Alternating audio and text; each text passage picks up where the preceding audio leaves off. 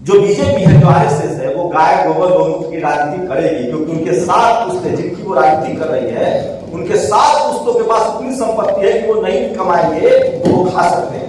शहर में जमीन उनकी है, स्कूल कॉलेज यूनिवर्सिटी उनका है, और उनका बच्चा 30 लाख जो बच्चे पढ़ रहे हैं विदेश में, वो सब सवर्ण समाज के बच्चे हैं, खासकर ब्राह्मण समाज के। मैं मोदी जी के बिल से अच्छा सहमत था, वो जाट वाला जो बिल था, किसानों वाला, जमीन वाला। जमीन ले लेते ना तो सारे कुर्मी कोली यादव जाट गुर्जर पटेल मराठा सब दलित हो जाता। और गांव में कौन जातिवाद कर रहा है? जाट गुर्जर पटेल मराठा कुर्मी कोली यादव मोच नहीं रखने देंगे, गोली नहीं चलने देंगे, मारेंगे और जेल जा रहे हैं। जो अपने आप को सनातनी कहता है उससे पूछिए कि धरती के नीचे सारे बुद्ध विहार है और धरती के ऊपर सारे मंदिर है, तो तुम सनातनी कैसे हो? ये कुलवंती है। जो सबसे ज्यादा पढ़ा लिखा वो सबसे ज्यादा होशियार होगा ना भाई। हमारे नेता पता नहीं किस गफलत में है। जो भी लोग हैं मंच पर, उन सबका शुक्रिया, और जो उस पर बैठे हैं वो उन सब लोगों का बहुत बहुत शुक्रिया। बोलना आसान है, सुनना बहुत मुश्किल काम है। देखिए, मैं 2-3 चीजें जो मैंने आगे यहाँ देखा है, मैं इस कार्यक्रम के लिए क्यों आया हूँ पहले तो वो बता दूं, जो मुझे डॉक्टर साहब ने बताया था। और जो कॉलेजियम सिस्टम है, नामांकन की राजनीति, बहुजन नेता, पत्रकारिता, शिक्षा का महत्व, विचार, पाखंडवाद, डिजिटल संविधान तंत्र में जाति जनगणना। मैं उन्होंने मुझे कहा था पत्रकारिता को बोला कि मैं थोड़ा सा संपर्क बोलना चाहता हूँ, 2 मिनट से ज्यादा नहीं लूंगा क्योंकि मैं रोज बोलता हूँ। तो विधायक जी लोग हैं, मैं एक बात आपको जरूर कहूंगा। तो देखिए, बहुजन समाज जो 97% जो यहाँ लोग हैं, अब तो मैं ठाकुर समाज को भी उसी में गिर रहा हूँ क्योंकि वो भी सुप्रीम कोर्ट से बाहर है। ठाकुर समाज का एक भी जज नहीं है सुप्रीम कोर्ट में, जो 34 जज है। मैं कॉलेजियम पे आया पहले आया, वहां न जाट है, और ये सब बात करनी चाहिए। नेता तो नहीं करेंगे, उनका अपना नफा नुकसान है, उनकी अपनी राजनीति है, नहीं भी करना चाहिए, लेकिन मुझे कोई दिक्कत नहीं है। कॉलेजियम सिस्टम के बारे में बता दूं सीधा कि हाई कोर्ट सुप्रीम कोर्ट में जजों की भर्ती के लिए कोई परीक्षा नहीं होता है, और उसमें कुछ परिवार है, और आपको जानकर हैरानी होगी कि जाट गुर्जर पटेल मराठा राजपूत अब तो बैच भी नहीं है उसमें। सिर्फ ब्राह्मण समाज के लोग कॉलेजियम सिस्टम की वजह से हाई कोर्ट सुप्रीम कोर्ट में जज बने। मैं ये सुप्रीम कोर्ट की बात कह रहा हूं। हाई कोर्ट में भी बहुत बुरी स्थिति है। 3 SC ST OBC के मात्र 3 जज है सुप्रीम कोर्ट में, जबकि स्थिति बदली है। अभी SC ST OBC के जाट गुर्जर पटेल मराठा राजपूत वकील काफी संख्या में है हाई कोर्ट सुप्रीम कोर्ट में, लेकिन उनके जज नहीं है कॉलेजियम सिस्टम का। विडंबना देखिए, पूरा ब्राह्मण समाज और अपर कास्ट आज के डेट में वोट, दलित भी वोट करता है, दूसरा भी करता है, मुसलमान भी करता है, सब बीजेपी को करता है जो सत्ता में है। तो विडंबना देखिए कि जो ब्राह्मण समाज ए से लेकर जेड तक बीजेपी के साथ है, वो बीजेपी के फैसले नहीं मान रही है। धनखड़ साहब किसान जाति से हैं, राष्ट्रपति द्रौपदी मुर्मू जिनका अधिकार था जज बनाना, वो आदिवासी हैं, प्रधानमंत्री आपको ओबीसी क्लेम करते हैं, और कानून मंत्री जो है वो ट्राइबल है, वो कह रहे हैं कि कॉलेजियम सिस्टम हटाओ। लेकिन सारे सवाल में से ब्राह्मण समाज के लोग, कपिल सिब्बल, प्रशांत भूषण और तमाम ब्राह्मण समाज के जज लोग कह रहे हैं, और वकीलों की नहीं, कॉलेजियम नहीं हटेगा।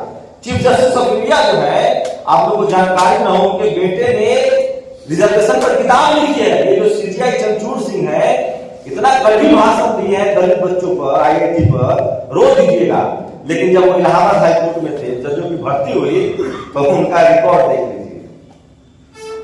मनु सिंघवी, अभिषेक मनु सिंघवी, और वो दोनों साथ पढ़े कॉलेज में। 1 मिनट पर ब्राह्मण पवन खेरा के खिलाफ सुनवाई हुई, जमानत मिल गई। 4 साल से रोहित वेमुला और पायल तन्वी का केस पड़ा हुआ है सुप्रीम कोर्ट में। ये सब मैं बोलता हूँ, ये सब पब्लिक मंचों पर होना चाहिए। हमारे नेता बोलेंगे तो पता नहीं कब बोलेंगे, मुझे नहीं पता, बट मुझे बोलना चाहिए। नेता का मतलब तेजस्वी यादव, अखिलेश यादव, हेमंत सोरेन, मायावती जी की बात कर रहा हूं। वो लोग क्यों नहीं बोलते मुझे नहीं पता। बाबा साहेब ने कहा है कि जो समाज इतिहास नहीं जानता है वो क्या इतिहास लिखेगा।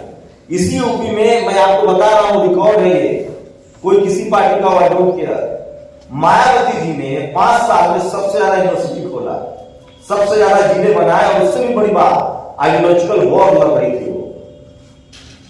नोएडा, ग्रेटर नोएडा, और साहू जी महाराज हो, और जब सपा की सरकार आई तो उनको तोड़ा गया, नाम बदल दिया गया। अखिलेश यादव अब शायद समझ गए होंगे, जिस तरह से कल उनकी वोटिंग हुई है और उनके साथ गाली गलौज हुई है। तो क्या लगता है, इस देश में अखिलेश मेट्रो बना रहे थे, टिकाना स्टेडियम बना रहे थे, शहरों का विकास कर रहे थे। योगी जी गरीब गांव के बच्चों को 5 किलो राशन दे रहे हैं और स्कूल ड्रेस दे रहे हैं, उनको वो वोट देगा। यह आपको तय करना है कि आप अपने लोगों के लिए काम कर रहे हैं। बहुजन समाज के ज्यादातर नेता शहरों का विकास करते हैं, गांव को भूल जाते हैं। एकदम मैं पत्रकार हूं, मेरा काम है सच बोलना, और मैं इनाम के डर से ईमान नहीं बेचूंगा, सच बोलना बंद करूंगा। उन्होंने शहरों में, अच्छी बात है, शहरों में काम किया। जो बीजेपी है, जो आरएसएस है, वो गाय गोबर गौमूत्र की राजनीति करेगी, क्योंकि उनके 7 पुश्ते जिनकी वो राजनीति कर रही है, उनके 7 पुश्तों के पास इतनी संपत्ति है कि वो नहीं भी कमाएंगे तो वो खा सकते हैं। शहर में जमीन उनकी है, स्कूल कॉलेज यूनिवर्सिटी उनका है, और उनका बच्चा 30 लाख जो बच्चे पढ़ रहे हैं विदेश में, वो सब सवर्ण समाज के बच्चे हैं, खासकर ब्राह्मण समाज के। वो क्यों बनाएंगे स्कूल, सड़क, रोड, अस्पताल, बेंच? ये हमारे नेता को करना चाहिए था। मायावती जी ने सावित्रीबाई फुले इंटर कॉलेज देखे, मुख्य बधिरों के लिए कॉलेज देखे, तो उस नेता को जो कह रहे थे भाई साहब निजीकरण, अब तो मैं निजीकरण का पक्षधर हो गया और प्राइवेटाइजेशन का। देख रहे हैं ट्विटर पर पैसा दीजिए, वेरीफाई करवाइए। तो निजीकरण खराब तो है दूसरे मतलब से, लेकिन कम से कम निजीकरण में जो कल तक हम लोग 300 रुपए में काम करवाता था, 200 रुपए में मजदूरी करवाता था, आज कम से कम हम 10 रुपए में काम तो कर रहे हैं। मुझे तो अपनी भी अच्छा लगता है। हमारे लोग तो ड्रॉप आउट होते हैं स्कूल से, मैं थोड़ा कड़वा बोल रहा हूं, हमारे बच्चे स्कूल से ड्रॉप आउट होते हैं, और ड्रॉप आउट होने का मतलब है कि वो मजदूर बनते हैं। 4 साल कम से कम जाके हमारे जैसे परिवार के लोग सेना में अपना मोटापा तो बढ़ा लेंगे, पर तो जाएंगे 10 लाख रुपया 5 लाख रुपया तो हो जाएगा। अगर ये भी कर दे तो राजपूत समाज को विरोध करना चाहिए, क्योंकि सबसे ज्यादा सेना में 2.5-3 लाख वही होते थे, उनकी नौकरी गई। मैं मोदी जी के बिल से अच्छा सहमत था, वो जाट वाला जो बिल था, किसानों वाला, जमीन वाला। जमीन ले लेते ना तो सारे कुर्मी, कोली, यादव, जाट, गुर्जर, पटेल, मराठा सब दलित हो जाता, तब पता चलता कि मोदी का काम है। भाई चीजें मोदी जी कर रहे हैं ना, गलती से भी सही कर रहे हैं। सुन लीजिए आप लोग, अब तो जातिवाद है इस देश में, ब्राह्मण समाज सबसे पढ़ा लिखा समाज है, वो जातिवाद अब गांव नहीं करता, उसको पता है SC/ST एक्ट है, जेल चला जाएगा। वो कल प्रोफेसर मायावती जी के बनाए पार्क में प्रोफेसर आनंद ने बोला है बात विवेक में, 7 जगह है जहां जातिवाद हो रहा है, media, judiciary, college university, bureaucracy, business, sports और सिनेमा। ये पावर सेंटर्स है जहां पैसा है करोड़ों में, अरबों में, बिजनेसमैन, पॉलिटिक्स, मीडिया, जुडिशियरी, ये जगह पर जातिवाद कर रहा है मनुवादी, जातिवादी, ब्राह्मणवादी। और गांव में कौन जातिवाद कर रहा है? जाट, गुर्जर, पटेल, मराठा, कुर्मी, कोली, यादव, मोच नहीं रखने देंगे, घोड़ी नहीं चढ़ने देंगे, मारेंगे और जेल जा रहे हैं। तो ये जिस कम्युनिटी से आता है उसको अवेयरनेस लाना पड़ेगा। तो नामाकरण की राजनीति जो बहन जी ने किया था, मैंने इन्हीं हाथों से उनके खिलाफ खबरें लिखी है। मैं इंडिया टीवी में नौकरी करता था। सरकार चलिए क्यों गई बहन जी की सरकार? यही बातों के लिए। हमारे सोचिए मीडिया ने, मैं मीडिया कराऊंगा, इस देश की मीडिया ने हमारे लोगों के नजर में ही लालू यादव, मुलायम सिंह यादव, मायावती जी, अखिलेश यादव को बेईमान घोषित कर दिया हेमंत सोरेन के, और हम लोगों ने मान लिया। ऐसे लगता है जैसे बाकी लोग पत्तल पर खाना खाते हैं और हमारे लोग चांदी की थाली में खाते हैं। अरे पहला जनरेशन हमारा आदमी है इस देश में, एक भी SC/ST OBC माइनॉरिटी का आदमी नहीं है जिसकी हैसियत 1000 करोड़ का हो। लालू यादव जेल में है और माल्या मजे कर रहा है। 10-10 हजार करोड़, 20-20 हजार करोड़ लूट के लोग भाग गए। क्या बात कर रहे हैं साहब? इसलिए क्योंकि आपके लोग बोलते नहीं है, सब या तो नासमझ है या डरपोक है। हमें अब बात करनी पड़ेगी। जगदेव बाबू की जो लाइन है ना, पहली पीढ़ी मारी जाएगी, दूसरी पीढ़ी जेल जाएगी, तीसरी पीढ़ी राज करेगी। मैं मारा जा सकता हूं, मेरा बच्चा जेल जा सकता है, लेकिन मेरी आने वाली नस्लें राज करेंगी। मैं उदाहरण दे सकता हूं। आज हेमंत सोरेन मुख्यमंत्री है छत्तीसगढ़ का, झारखंड। उनके दादा की हत्या हुई थी, उनके पिता को सबसे भ्रष्ट MP कहा गया और वो जेल गए। आज उनका को बेटा मुख्यमंत्री है, लालू जी जेल गए, उनका बेटा काम कर रहा है, अखिलेश मुलायम सिंह यादव ने जो खतरे उठाए। तो ये समझना पड़ेगा कि नामाकरण आइडेंटिटी आप फूले पेरियार, अंबेडकर, साहू जी महाराज, जगदेव बाबू, रामस्वरूप वर्मा, मुलायम सिंह यादव, कांशीराम साहब का नाम नहीं लेंगे तो किस नाम पर राजनीति करेंगे? तो राजनीति में आइडियोलॉजी होना जरूरी है, नहीं तो सड़क स्कूल बताने वाले कितने आए होंगे। लखनऊ जब तक अब रहेगा, आप मायावती गांव में झुटला दीजिएगा, अरे कान्हा स्टेडियम भी तो झुटलाइएगा नहीं, अखिलेश जी ने जो भी बनवाया है। मैं सिर्फ ये कह रहा हूं कि गांव पर भी ध्यान देना चाहिए। अब अखिलेश जी को एहसास हुआ कि मैं पिछड़ा हूं, मैं शूद्र हूं, देर हो गई ना। हमारे लोग, मैं उदाहरण दूंगा, वो लोगों को बहुत बुरा लगेगा। आरएसएस अपना नेता सड़क का चुनती है, जो जितना तपा होगा आरएसएस की आइडियोलॉजी में उसको नेता चुनती है। इंदिरा गांधी को नेहरू जी ने चिट्ठियां लिखी, संसद नहीं पहुंचाया। इंदिरा गांधी को नेहरू ने संसद नहीं पहुंचाया, इंदिरा गांधी को चिट्ठियां लिखी, आइडियोलॉजी समझाया, और जब इंदिरा गांधी की अगर हत्या नहीं होती तो वो नेहरू से ज्यादा राज करती। मोदी जी 40 साल खाक छान के आए हैं, उसको सब पता है कब जाति का कार्ड खेलना है, कब धर्म का कार्ड खेलना है, कब पसमानदा बोलना है, क्योंकि वो तपा है। उसको हराने के लिए कोई सड़क का मोदी चाहिए।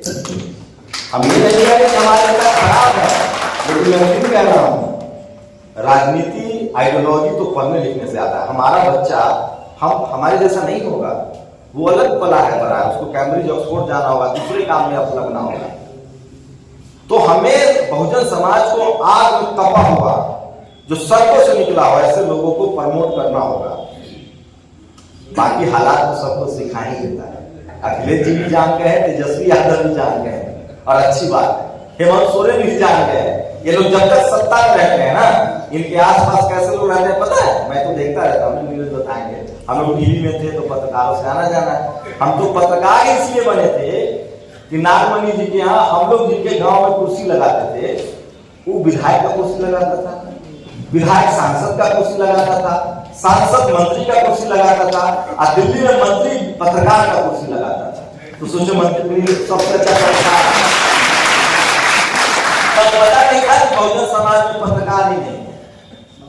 चलिए, बहुजन एकता, मैं फिर कह रहा हूं, इस देश में जातियां इतनी गहरी बनाई है जिसने भी, उसकी तो दाद देनी पड़ेगी। जाति के नीचे जाति, जाति के नीचे जाति, जितनी नीची जातियां जिनको कहा जा रहा है, वो देखिए अपने ऊपर। जो लोग नीचे देख रहे हैं, आप सोचिए आपके ऊपर भी एक जाति है। किसके ऊपर जाति नहीं है, वही जाति का लाभार्थी है, और उसी ने जाति बनाई है, और वही जाति पर चर्चा नहीं करता है। 1920 के आसपास से हिंदू धर्म आया है। इससे पहले जाति के नाम पर लोगों ने मलाई खाई। जब उनको अंदाजा हो गया कि अब वोट के आधार पर सरकारें बनेंगी, तब उन्होंने आपको हिंदू कहना शुरू किया है। 97% हिंदू का अधिकार हिंदू छीन रहा है, और इसीलिए जाति जनगणना जब तक नहीं होगा तब तक पता नहीं चलेगा। आपको हैरत होगी, सबसे ज्यादा शेड्यूल कास्ट के लोगों को सैल्यूट करता हूं मैं। उन्होंने इस देश में पढ़ाई लिखाई के दम पर अपनी जड़ें, सुप्रीम कोर्ट में चीफ जस्टिस भी बन गए, राष्ट्रपति भी बने हैं, उनका रिप्रेजेंटेशन लागू है। एससी एसटी ओबीसी का, एससी एसटी का कोई अधिकार नहीं छीन सकता है। उनका कम से कम रिप्रेजेंटेशन है विधायिका में, कार्यपालिका में, और हाईकोर्ट सुप्रीम कोर्ट में भी। ओबीसी और किसान जाति जो अपने आप को जाति के नाम पर मुंह छाट रही है, उनके बच्चे बेरोजगार हो रहे हैं। जाट, गुर्जर, पटेल, मराठा, कुर्मी, कोई, इनका मार्क जेफरलेट ने आर्टिकल लिखता है वो जाति पर, जो विदेश रहते हैं। जितना ज्यादा सवर्ण लीडरशिप वाली पार्टियों का मतलब सत्ता में आएंगे ना, जैसे कांग्रेस, बीजेपी, ममता, उतना ज्यादा ओबीसी का हक अधिकार खत्म होगा। आप लोगों को जानकर हैरानी होगी, ये मैं कई बार कहा हूं, बिहार यूपी में जाति नहीं है। जो टीवी अखबार कहता है ना बिहार यूपी में जाति के नाम पर राजनीति होती है, बिहार यूपी में जाति के खिलाफ लड़ाई है। आप जहां जहां कांग्रेस बीजेपी रही है, वहां देखिए लोगों को पता ही नहीं कि एससी एसटी क्या होता है, रिजर्वेशन क्या होता है। बंगाल में जाके देखिए, केरल में जाके देखिए, सबसे मतलब वहां तो बीमारी ही नहीं पता, इलाज तो दूर की बात है। तो ये सोशल मीडिया जब से आया है, तब से ये जाति बहुजन एकता की बात हो रही है, और वो धरती पर भी दिख रही है। पत्रकारिता का गिरता स्तर, ये झूठ बात है जिसने लिखा है। पत्रकारिता का स्तर गिरा नहीं है, पत्रकारिता अच्छी हुई है। इस देश में जब बाबा साहेब थे, जब मुकनायक शुरू किया था 100 साल पहले, तो कांग्रेस पत्रकार है, तो उस समय सिर्फ ब्राह्मण ही पत्रकार होते थे। फूले साहब ने जब अपनी पत्रकारिता, पहले उन्होंने तिलक के अखबार में एक लेख लिखना चाहा, तो तिलक ने मना कर दिया कि इन्होंने कहा पैसे तुमका लिखने दो, तो नहीं, तिलक अखबार चलाते थे। तो फूले साहब ने अपना अखबार शुरू किया, बाबा साहेब ने मुकनायक शुरू किया, प्रबुद्ध भारत शुरू किया। उसके बाद ये सब फ्लॉप होता चलेगा, क्योंकि अखबार टीवी चलाना पैसे का काम है। जैसे अंग्रेजों के आने के बाद हमारे लिए स्कूल के दरवाजे खुले, तभी तो फूले पेरियार अम्बेडकर मिले ना। उसी तरह से अब सोशल मीडिया नहीं होता तो ना मैं नौकरी छोड़ता, टीवी में था, तो नीरज नौकरी छोड़ते, वो भी टीवी में थे। तो पहले तो नेहरू और गांधी के खिलाफ एक लाइन नहीं लिखा जाता था। अब डिजिटल मीडिया में SC ST OBC का, यादव कुर्मी कोयरी शेड्यूल का 10% रिजर्वेशन हुआ है। अब पत्रकारिता ज्यादा ईमानदार है और ज्यादा सवाल पूछे जा रहे हैं। लेकिन सवाल एक है, जो टीवी अखबार है, अभी देखिए हमारा नेशनल दस्तक का व्यूअरशिप ज्यादा है 260 मिलियन, किसी टीवी से ज्यादा। तो तमाम चैनलों को पता चल गया, वो लोग रिसर्च करते हैं। हम लोगों ने लगातार कैंपेन चलाया, खैर हमारे नेता हमसे नहीं मिलते, यूट्यूबर समझते, गलत बात है। टीवी अखबार से सबसे ज्यादा हम लोग की व्यूअरशिप है, तो सारे चैनलों के संपादक ने बैठक की, यार ये लोग तो अलग मार्केट खड़ा कर रहा है, और यूट्यूब वाला तो मार्केटिंग का काम है, वो तो पैसा देगा। तो इन लोगों ने कहा है कि देखिए दो चीजें समझिए, जितने लोग रवीश कुमार, विशाल शर्मा, अजय तंजूरी जो देखते हैं हिंदू मुस्लिम पर मुसलमानों के साथ खड़े हैं, बीजेपी कांग्रेस में कांग्रेस के साथ खड़े हैं, ये सबसे ज्यादा ग्रीन स्नैक है। ये समझो के मुद्दे को हिंदू मुसलमान नेगेटिव हो पॉजिटिव हो, फायदा आरएसएस को होगा। जो आदमी आपके संवैधानिक अधिकार पर बात ना करे, SC ST OBC के रिजर्वेशन पर बात ना करे, कॉन्स्टिट्यूशन पर बात ना करे, हिंदू मुस्लिम की बात जो भी करे, चाहे वो मुसलमानों के पक्ष में क्यों ना हो, वो आपका दुश्मन है। समझिए आप, रवीश कुमार ने अपने आर्टिकल में लिखा है कि ये बैकलॉग नहीं भराना चाहिए, जनरल का जो है वो रिजर्वेशन जल्दी लागू कीजिए। अजीत तंजूम कभी SC ST OBC के कॉन्स्टिट्यूशनल राइट्स के लिए नहीं बोलते हैं।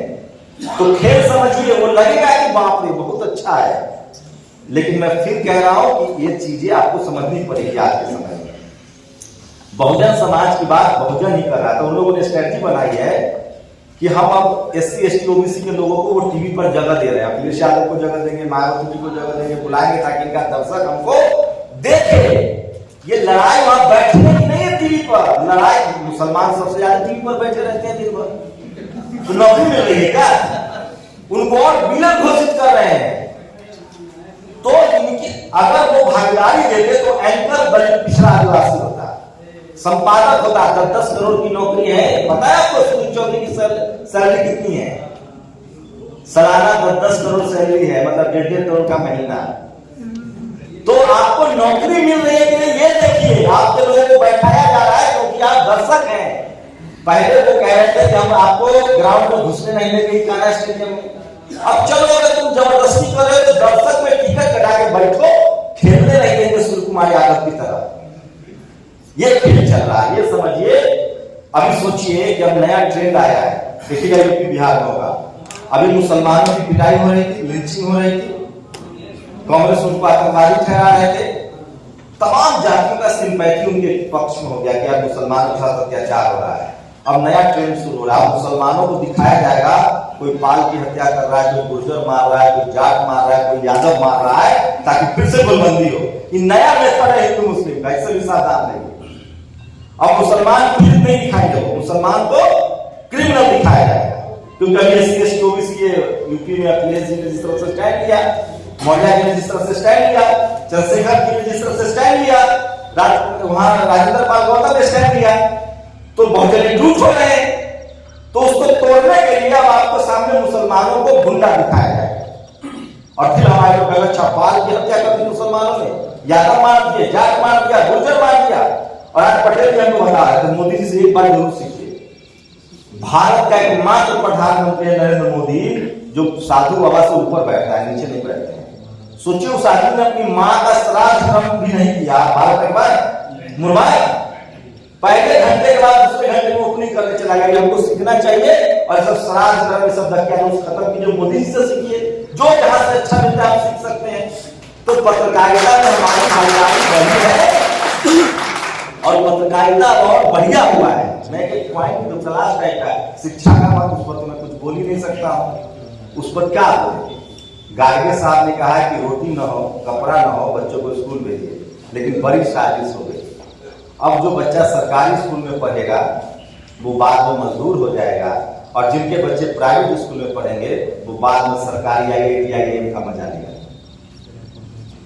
खेत बेच के जैसे हो बच्चों को पढ़ाइए, जानबूझकर सरकारी स्कूलों को बर्बाद किया जा रहा है, इसलिए किसी कीमत पर पढ़ाना है। बुद्ध के विचार सोचिए, 2500 साल पहले दुनिया में सोशल साइंटिस्ट, समाज वैज्ञानिक थे, जिसने कहा कोई भगवान नहीं है। उन्होंने मुझे 3 लाइनें अच्छी लगती है, हेल्थ, रिलेशनशिप एंड वेल्थ। उन्होंने कहा अपना स्वास्थ्य रखिए, अपने रिश्ते अच्छे रखिए और धन कमाइए। आप सोचिए, हमारा तक्षशिला, नालंदा, विक्रमशिला किसने जलाया? 100 यूनिवर्सिटियां कहां चली गई? राजेंद्र प्रसाद सिंह को पढ़िए, जो अपने आप को सनातनी कहता है, उससे पूछिए कि धरती के नीचे सारे बुद्ध विहार हैं और धरती के ऊपर सारे मंदिर है, तो तुम सनातनी कैसे हुए? आपके ऐतिहासिक चीजों को चोरी किया गया है, यह आपका नेता नहीं बोलेगा क्योंकि वो डरता है। जब उसको पता है उसको वोट भी नहीं मिलेगा। इस देश में मैं वोटिंग का पैटर्न बता रहा हूं, जो लोग मुगालते में जीते हैं, इस देश में मुसलमान की पार्टी ओवैसी की है, उसको दलित भी वोट नहीं देता है, मुसलमान की पार्टी है, जब तक गठबंधन न हो। इस देश में बीएसपी है ना, पिछड़ा वोट नहीं देता है जब तक गठबंधन न हो। अखिलेश जी के साथ गठबंधन नहीं हो तो पिछड़ा वोट करेगा? या प्रिया के साथ न हो या किसी के साथ क्या गए, दलितों की पार्टी नहीं करेगा। इस देश में पिछड़ों को सबक वोट नहीं देता है, कहता है ये लालू की पार्टी है, मुलायम सिंह की पार्टी है। तो इस देश में सबसे ज्यादा पढ़ा लिखा पिछड़ा, आप उसके मंदिर में माथा फेर दीजिएगा, आप फरसा लगा दीजिएगा, आपको वोट देगा। इतना होशियार हो गए, वो आपका वोट ठग लेगा, आपका बाबा साहब का नाम लेगा। इस देश में जब कोई SC ST OBC Jat Gurjar Patel Maratha किसी पार्टी में जाता है तो अपने जमात को लेके जाता है, लेकिन जब कोई सवर्ण किसी पार्टी में जाता है तो अपना व्यक्तिगत उसका। आप किसी आज के डेट में तो यह स्थिति है कि ब्राह्मण समाज को कोई टिकट दे, हो सकता है उनकी पत्नी उनको टिकट न दे और वो सपा से चुनाव लड़ रहा हो या बसपा से। ये फुलबंदी है। जो सबसे ज्यादा पढ़ा लिखा वो सबसे ज्यादा होशियार होगा ना भाई। हमारा नेता पता नहीं किस गफलत में है। बीजेपी को मानना पड़ेगा। 20% माइनॉरिटी को लेकर कहता है कि हम नहीं चाहिए वोट तुम्हारा, क्योंकि उसको बलबंदी करनी है। इस देश में जिसने जिस दिन कह दिया ना कि मुझे सवर्णों का वोट नहीं चाहिए, उस दिन इस देश में बहुजनों की सरकार है। माननीय कांशीराम साहब ने साइकिल से 12 राज्यों में चुनाव जीत के दिखाया था, MP MLA और सांसद। किस क्या कहते थे? बहुजनों की हमको नहीं चाहिए सवर्णों का वोट। मैं जब कोई मुसलमान को तिरस्कार कर सकता है जिसकी आबादी 15 से 20% है, 10% सवर्ण समाज के नाम पर भी राजनीति हो सकती है, लेकिन ये आपका नेता नहीं समझेगा, क्योंकि वो जमीन पर घिस के लिए लालू यादव समझता था, मुलायम सिंह समझते थे। मिले है ना, मिले मुलायम और कांशीराम। क्या कहते थे वाजपेयी जी? हमारे पैर में 2 कांटे हैं। आपके नेता को पिछड़ा नेता, दलित नेता, आदिवासी नेता और उनका राष्ट्रीय नेता, ये सब बात फैलाइए लोगों को, बताइए। बुद्ध के पाखंडवाद। भाई साहब, मैं एक ही बात कहता हूं कि 21वीं सदी में भी अगर हम लोग नहीं समझेंगे पाखंड को, तो हमारा कोई भला कर, कोई ईश्वर है ही नहीं जो भला कर देगा। हमें पढ़ाई लिखाई से हमें मुक्ति मिलेगी। और बुद्ध ने कहा कि कोई भगवान नहीं, मेरी लाइन नहीं है, बुद्ध ने कहा है। पेरियार ने कहा जो धर्म आपको नीचा कहता है उस धर्म को छोड़ दीजिए। बड़ी साजिश के तहत इस देश में हर जाति का भगवान पकड़ाया गया है, साजिश के तहत। जाइए किधर घूम फिर के इधर आना है। सोचिए, भगवान वाल्मीकि अपनी ही जात को झाड़ू पकड़ा देते, भगवान कृष्ण अपने ही जात को कहते कि दूध निकालो, पढ़ाई लिखाई छोड़ दो। कोई साजिश तो है। या तो हमारे भगवान कृष्ण ने बोला कुछ और होगा, लिखने वाले ने कुछ उल्टा पुल्टा लिख दिया लगता है। तो आप लोग 2 चीज कीजिए। अगर धर्म बहुत जरूरी ही है तो ज्योतिष बनिए, धीरेन्द्र शास्त्री टाइप से प्रवचन दीजिए, पैसा कमाइए। दान पेटी की चाबी अपने हाथ में लीजिए। अगर आप कृष्णवंशी हैं तब माने कि आप भगवान हैं। इस देश में दान पेटी की चाबी एक ही जाति के पास है, और वो उसका धर्म, उसका पुश्तैनी पेशा है। वो क्यों छोड़ेगा? अरबों खरबों का खेल है, उस बिजनेस में भी आप लोग जाइए जाना चाहते हैं तो। निजीकरण, देखिए निजीकरण कई मामलों में अच्छा है, इसलिए अच्छा है कि जिस दौर में हमें कुछ मिल ही नहीं रहा है तो एक फेयर कंपटीशन, तो व्यापारी जो होता है ना वो नफा नुकसान देखता है। और रामदेव यादव देखिए व्यापारी बन गए, मनुस्मृति में तो संभव नहीं था। तो व्यापार की तरफ हमें जाना पड़ेगा हम सब लोग। आप लोग 100 रुपए की मजदूरी मत कीजिए। अगर कोई मजदूरी कर रहा है आपके समाज से, उसको कहिए कि गुटखा बेचो, सिगरेट बेचो, खाओ नहीं बेचो, चाय की ठेली लगाओ, समोसा लगाओ। मजदूरी करने से अच्छा है व्यापार। तीसरी नस्ल आपकी सफल होगी, मैं लिख के दे रहा हूं।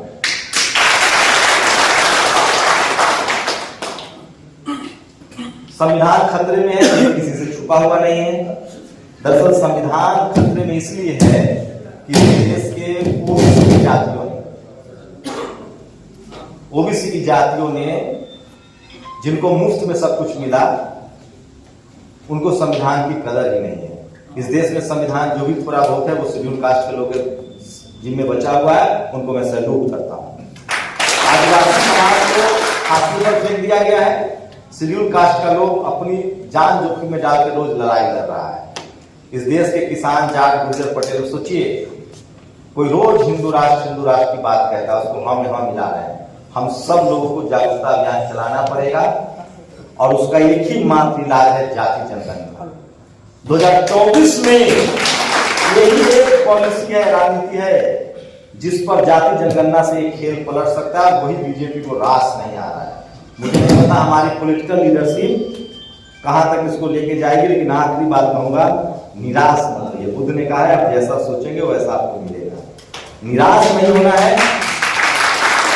और हमारी बदकिस्मती है कि हमारे जितने भी बहुजन महापुरुष हुए हैं, बुद्ध भी, सोचिए भारत विश्व गुरु था, सोने की चिड़िया थी सम्राट अशोक वृद्धरथ के समय तक। उसके बाद ब्राह्मण शासक आए। ब्राह्मण शासकों में पेशवा सबसे घिनौना शासक हुआ जिसने हांडी और झाड़ू लटकाया। राजपूत शासकों से मुझे कोई दिक्कत नहीं है। आज भी राजपूतों में न्याय करने की ताकत है। सुप्रीम कोर्ट में इसलिए उनको हटाया जा रहा है, नेहा राठौर को इसलिए नोटिस दिया जा रहा है।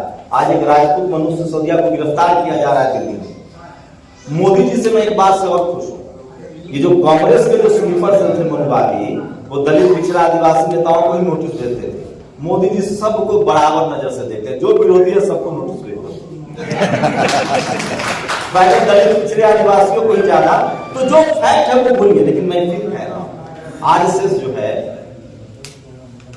इस देश में एक ही लड़ाई चल रही है, एक मात्र लड़ाई है और कोई नहीं, वो है संसाधन की लड़ाई। SC, ST, OBC, minority, Jat, Gurjar, Patel, Maratha, ये समाज 7 जगहों पर संसाधन विहीन है, जो ताकत का सेंटर है। Media, judiciary, college, university, bureaucracy और बिजनेस, खेल, और इस सब में लोग आने लगे हैं। मैं बार बार आप लोगों से अपील कर रहा हूं, इस देश में मीडिया में वो ताकत होती है, और आपकी तारीफ कर दूं, जो झूठ को सच और सच को झूठ साबित कर दे। मीडिया में वो ताकत होती है, मैल्कम ने कहा है, जो दोषी को निर्दोष और निर्दोष को दोषी साबित कर दे। ये अमेरिका में भी हो चुका है। इस देश में बहुजन समाज के लोगों को लिखना पड़ेगा, बोलना पड़ेगा। अच्छा, हमारा क्या नुकसान होने वाला है? मजदूर के बेटा थे, मजदूर होते। हमें बोलने से, लिखने, पढ़ने से तो सब कुछ मिल रहा है। अगर आप नहीं बोलिएगा और आप लोगों को लगता है कि जाति कभी पीछा छोड़ देगी, तो गफलत में है। जाति कभी जाति नहीं है। और ये ध्यान दे दीजिए आप लोग, अब जातिवाद के शिकार वो लोग नहीं होंगे जो ठेला चलाते हैं, रिक्शा चलाते हैं, सब्जी बेचते हैं। अब अखिलेश यादव, तेजस्वी यादव, जज, कलेक्टर, आईएएस, जो बहुजन समाज के, डॉक्टर जितेंद्र जैसे लोग जो सिस्टम में घुस रहे हैं, उनकी जातियां देखी जा रही है और उनको जलील किया जा रहा है। इसलिए अब नैतिकता है इस देश में गरीबों की लड़ाई, मजदूरों की लड़ाई, जो बहुजन समाज है, जाट, गुर्जर, पटेल, मराठा, है सबकी लड़ाई पढ़े लिखे लोगों को लड़नी पड़ेगी। नहीं तो आने वाले समय में आपके बच्चे के गले में हांडी लटकाया जाएगा। लिख लीजिए, जो सोच रहा है ना कि हम चुप रह के बच जाएंगे, आप गफलत में हैं। जो चुप रहेगा वो मारा जाएगा। बस एक फर्क है, हो सकता है शंभू कुमार सिंह पहले मार दिया जाए, लेकिन मेरी पूरी लड़ाई इज्जत से मौत की है। जलाल की जिंदगी मुबारक हो आपको। और कह रहा हूं, इतिहास रहा है, जो लड़ेगा वही जीतेगा। शुक्रिया। नेशनल दस्तक की आपसे गुजारिश है कि अगर इसको बचाना चाहते हैं तो नेशनल दस्तक को सब्सक्राइब करने के लिए रेड कलर के सब्सक्राइब बटन को दबाएं, फिर बेल आइकन की घंटी दबाएं। नेशनल दस्तक को बचाने के लिए बहुत जरूरी है कि हर खबर को शेयर करें, लाइक करें, कमेंट जरूर करें।